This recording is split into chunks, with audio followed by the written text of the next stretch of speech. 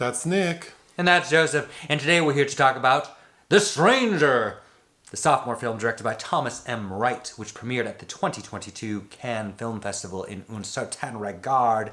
It is being released on Netflix October 19th, 2022. What is Thomas's first film? A film I haven't seen called Acute Misfortune from 2018, which is a portrait of an artist named... As a young man? No. No, James Joyce. No, James Joyce. Very good. Named Adam Cullen, who I'm also not familiar with, but I've heard that is actually quite good, and after reading about it, I would like to see that. Wright is also an actor who's been in many productions, including Jane Campion's Top of the Lake series, for which I think he won some accolades, and Everest. Reading the synopsis, the film was very different than what I had imagined. And it's based on a true event, but taking from the source material of a book called The Sting, directed by Kate Kirikow. Okay. I'm probably saying her last name wrong. Okay, the story of this movie is there is a man named Henry, played by... Sean Harris. Henry Teague. I kept thinking of Mick Teague. So Henry is on a bus, headed somewhere, and we see there are two men sort of like watching him. One of them introduces himself to Henry. Paul, and they kind of become friendly. They get off the bus, and Paul wants help buying a car. Henry helps him. They kind of build a quick connection, and Paul offers Henry some information like, hey, I know some people who could provide you with work. You know, it's kind of like under the table, like criminal type stuff, but you'll get paid well. So Henry agrees, and he meets his contact, Mark. Mark Frame. How about that for a undercover alias? So Mark is played by Joel Edgerton. Mm-hmm. Okay, so obviously, like, spoilers, I guess, if people don't know this case, but Mark is an undercover cop, and this is a sting operation to try to find who's responsible for a missing boy. So the film is set in 2010. In 2002, 8 years prior, some young boy was kidnapped from a bus stop. In Queensland. Yet to be found. So we're told that this is like the largest investigation in Australia's history. And we're at the point 8 years later where it's they're doing the sting operation to try to like weed out several more suspects. And we find out Henry is like a prime suspect. And everything culminates with, because he's being told that he's working for like this organized crime outfit, and there are like levels and levels and levels. You have to build people's trust. So it's almost like when he passes one level to the next till he gets to the boss. He does get to meet the boss, John. And John basically says, it's come to my attention that you may be implicated in this missing kid case. And if that's true, if you're found guilty, that could really look bad on us. Like the organized crime outfit. So you need to tell us what happened. Like, are you responsible? And Henry says yes. Mm-hmm. And they're like, okay, good. Tell us where the body is. And he agrees. And they fly their asses back to Queensland. And Henry shows them where the body is. Which is also like marshland now. Right, because it's been 8 years and the raining. There's nothing there. So we think. It's also important to know that while this sting operation is happening, we're also getting sort of behind the scenes kind of procedural of like how the case is being built. Namely, there is a woman of color who's leading the case. Detective Rylett, played by Jada Alberts. And there's a lot of hostility towards her for some reason. It's never explained. But there's a big search done. Well, so then I mentioned that because there's a big question on when to arrest Henry. Because if they arrest him too soon and they don't find any evidence, then the case is obliterated. But if they wait too long, Henry might get hit to the game and leave. So they decide to arrest him sooner than later. There's a large police effort to find some remains of the boy. And we see that some are found. The end. Mm-hmm. Basically. The original title while it was filming was The Unknown Man, which I like more than The Stranger, because The Stranger automatically puts me in mind of something like Camus' existentialist novel, The Stranger, about a man who kills somebody and is incredibly detached from it, which you could probably draw some parallels here too. But I think that's. Yeah. I didn't like this movie per se, just because, like, the bones of it are very interesting. It's my kind of stuff, right? Like, I've listened to every episode of Dateline, like, but the way it's handled, there's just no tension. I think there is initially, and I think that there. What initially provided you the tension?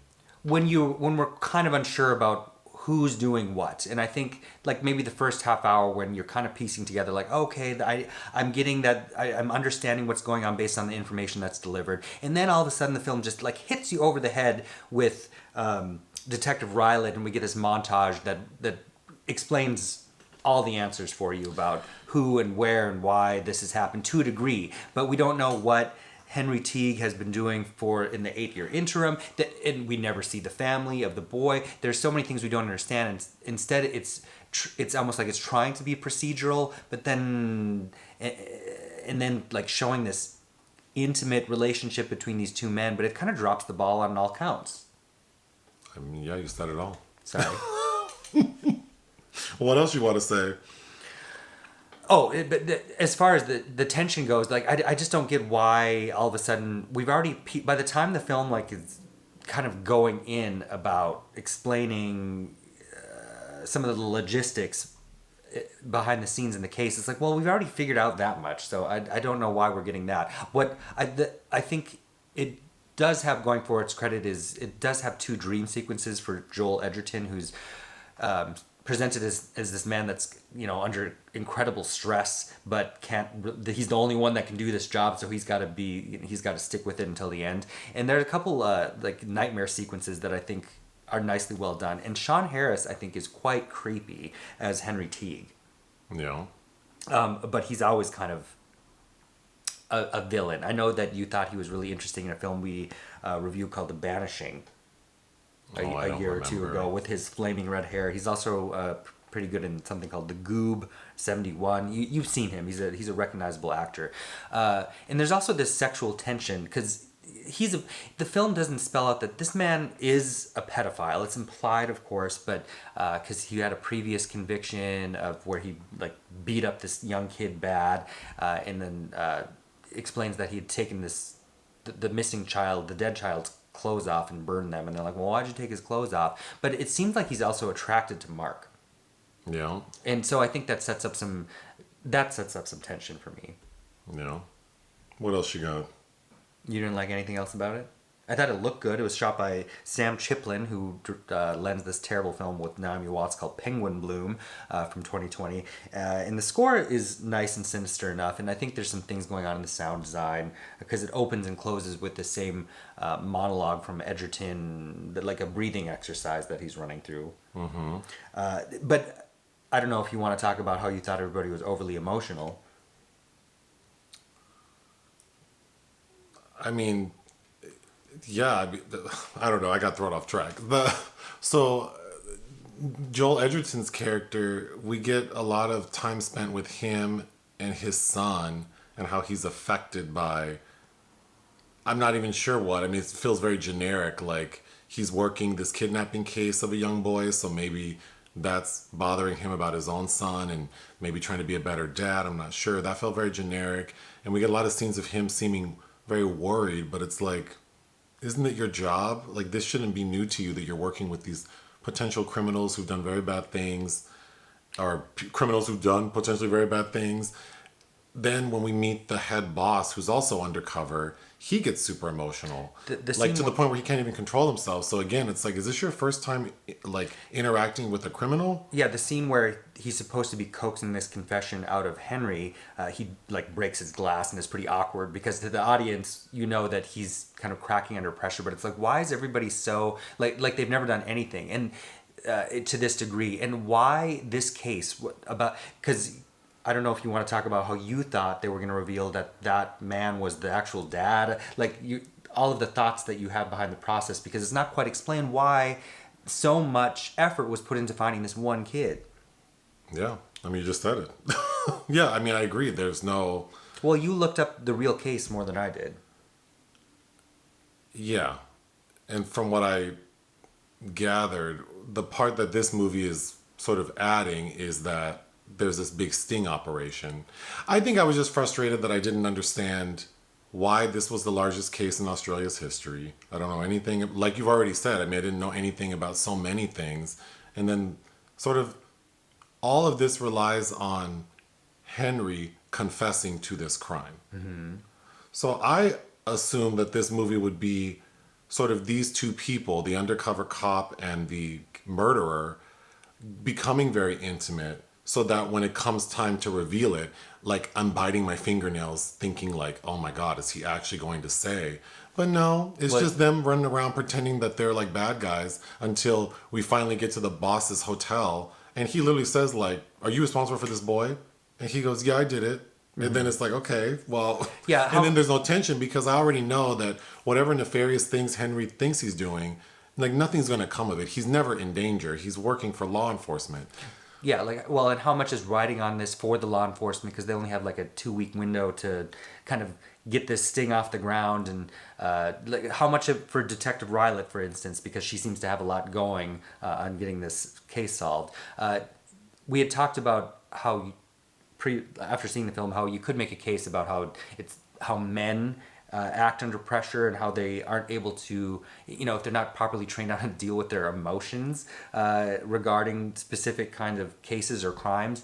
Because there's 2 scenes with broken glass, one of them which we've already kind of mentioned. It's almost like this, for Edgerton especially, this masculinity is so rigid that it just crushes itself under pressure. No. It just obliterates itself, which I think which makes me think there are interesting thoughts and themes going on in the film. But it's my understanding that the family of the actual boy that was murdered is very unhappy with this film, but his name is never mentioned in this. So I think if you know nothing about that and going cold like we did, how would you know? No. What would you give it? The scene there's a scene that should have been really tense, where it seems like part of the equipment that the undercover microphone, something is making a loud, high-pitched whiny noise in the car when the two are together, to where Henry can hear it, and it leads to him like kind of copping a feel on Edgerton. And the next day he talks about, and do you remember what he says? No. Because he said that he used to watch a lot of porn with amputees. Oh, right. And then he says, you seem like people in the amputee porn. Which is again also really interesting. Like there's something kind of clearly missing about. I think the better way the better story would have been to make sort of the first third of the film about this man, Henry. We don't know anything about him. We see him living his life like everything's great. Giving us little clues of maybe how he has trouble with relationships with women, how he's very private. And then one day he gets on a bus and then meets this guy, and then takes this job undercover, and then he develops this close relationship with this undercover cop, and then through that relationship starts to divulge information that leads up to him confessing to a kidnapping. Like, I think that would have been the best way to approach it if you don't want to ever give us any information about the boy, the family, what allowed this investigation to go on for so long. But as it is, it just feels like there's so much missing. And yeah, it looks fine. There is a mood to it, but when we get to the climax of him confessing, I was so underwhelmed. And then when the remains of the boy are discovered, there's like a row of workers, and one of them raises their hand, presuming that there's like bone fragments or something in their hand. It just all felt very not quite sure what the function of the movie was. Like, if it's a procedural, if it's a case study, if it's a character study. I mean, I don't know on whom, because we don't learn. And then when Henry's arrested and you see Mark coming to see him. Yeah, that's the other thing. Like this intimate. I keep saying intimate because the synopsis I read said it, but it's like I didn't get the sense they were that close. I mean, they weren't any closer than you are with like a coworker you don't necessarily care for. Like they're just in the same car together talking. There is a moment when Henry asks Mark about his musical tastes, and then Henry invites Mark into his home, and there's sort of an awkward exchange where Henry starts playing music and dancing for him. Again, I also thought that maybe through this exchange between these two men, one of whom is trying to extract information from the other, that maybe a way to lead the audience to something more interesting or, divert our attention is that maybe Mark starts sharing things that are questionable. At the bare minimum, maybe Mark is receptive to Henry's advances. Well, since liberties are taken that maybe Mark's superiors wouldn't suggest, like, lean into those flirtations. But I'm saying this because we needed something so that when Henry is arrested and Mark has to, like, come face to face with him, we feel like, damn, like this is how I go out. But the way it is in this movie, it's just like he just looks at him like, oh, hey. Yeah. So you killed a kid, huh? Like, okay. I think because of where it's from, it's easy to compare it to films by Justin Kurzel, but it's not as gritty or sleazy as something like Snowtown or Nitram, which we reviewed. But I don't know. I didn't dislike it, but you made a good point after watching it. For a 2-hour running time, they could have spent a lot more time developing some more interesting elements. What would you give it? I think 2.5 is actually fair. I would give it 2.5 out of 5. Anything else? Mm-mm. Hit the thanks button. Listen to our podcast. Bye.